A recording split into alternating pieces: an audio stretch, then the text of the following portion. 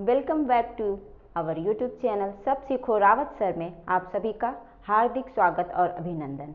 मैं आशा राय आप सभी के समक्ष पुनः उपस्थित हुई हूँ आपके पाठ्यक्रम गोधुली के कक्षा 9वीं के पाठ पहले में कहानी का प्लॉट। पिछले वीडियो में आपने देखा कि मैंने बताया कहानी में मुंशी जी के घर एक लड़की पैदा हो जाती है। आगे देखेंगे हम लोग किस दहेज प्रथा वाले समाज में लड़की का पैदा होना बड़ी भारी मूर्खता है। उसका विवाह कैसे होगा,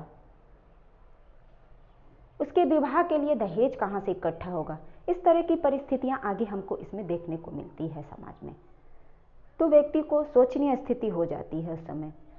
तो आगे लेखक जो हैं वो कहानीकार आगे बताते हैं कि जब पहली बार लेखक ने भगजोगनी को देखा तो वो मात्र 11-12 वर्ष की थी, देखने में बहुत ही सुंदर, लेकिन उनकी दयनीय स्थिति को देखकर बड़ा उनका कलेजा कांप उठा।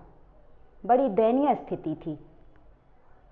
आगे वो कहते हैं कि उसकी सुंदरता उस गरीबी के कारण, होता है ना, कहीं सुंदरता देखने को तो मिलता है लेकिन गरीबी कहीं ना कहीं उसको इतना ढक देता है कि सुंदरता उसका निखर नहीं पाता है। फिर हम लोग आगे देखेंगे किस प्रकार उसका विवाह के लिए मुंशी जी प्रयत्न करते हैं, सबसे विनती करते हैं कि मेरी लड़की से विवाह कर लो, मेरी जो पुत्री है वो औरों की अपेक्षा बहुत ही सुंदर है।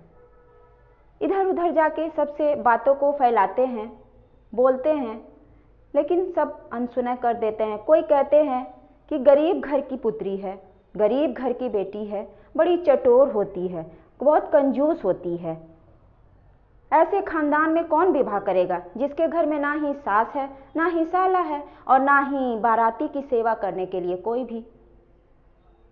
तो इस तरह की परिस्थितियां मुंशी जी के समक्ष उपस्थित हो जाती है।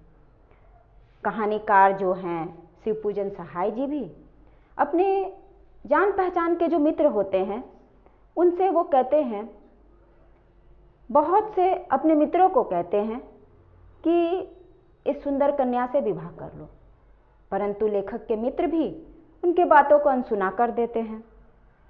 अंत में मुंशी जी अपने कलेजे पे पत्थर रखकर अपनी सुकुमार कोमल कन्या का विवाह एक 41-42 वर्ष के पुरुष से कर देते।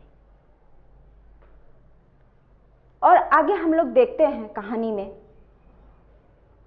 कि किस प्रकार भगजोगनी जब उनका विवाह हो जाता है 41-42 वर्ष के वृद्ध अवस्था के व्यक्ति से, तो फिर जब रहती तो वो सुकुमार है, परंतु जब उसका यौवन निखर कर आता है तो वो विधवा हो जाती है। साल भर के अंदर मुंशी जी का मृत्यु हो जाता है। गांव वाले उनके गले में घड़ा बांधकर नदी में प्रवाह कर देते हैं, यानी नदी में बहा देते हैं। क्यों? यहाँ क्वेश्चन आता है, क्यों यहाँ पे इसलिए ऐसा कर देते हैं क्योंकि क्रिया श्राद्ध करने के लिए भी पैसे की ज़रूरत होती है, तो उस दयनीय स्थिति में इतना खर्च कौन उठाए भाई, इसलिए मुंशी जी के गले में घड़े बांधकर उनको प्रवाहित कर दिया जाता है नदी में।